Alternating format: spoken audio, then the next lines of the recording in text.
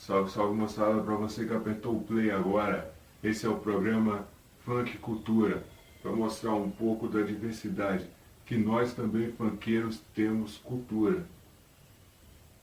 Acho que temos. E hoje nós estamos aqui com um convidado especial, ele que fez sucesso pra caramba com uma música só. Ele não é funkeiro, mas ele é cultura. Então nós trouxemos aqui o famoso... Eu não sei o nome dele, cara. É o cara que fez o vídeo Para a Nossa Alegria. É isso aí. Tá tudo certo aí, mano? Vamos começar com uma pergunta que não quer calar, cara. Da onde veio a ideia do vídeo? Do nada. Então isso aí é totalmente funk isso aí. Assim, e seguindo a ideia Michel Teló, aquela coisa mais assim, você pensa em gravar em inglês, aquela coisa para atingir o público international.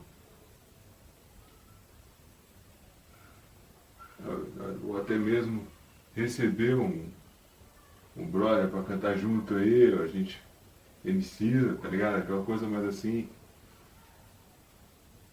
uma parceria de música, né? Uma parceria de música.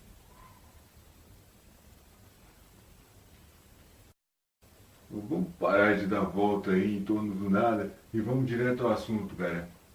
Dá uma palhinha da sua música aí, para a nossa alegria. Vai lá, vai lá.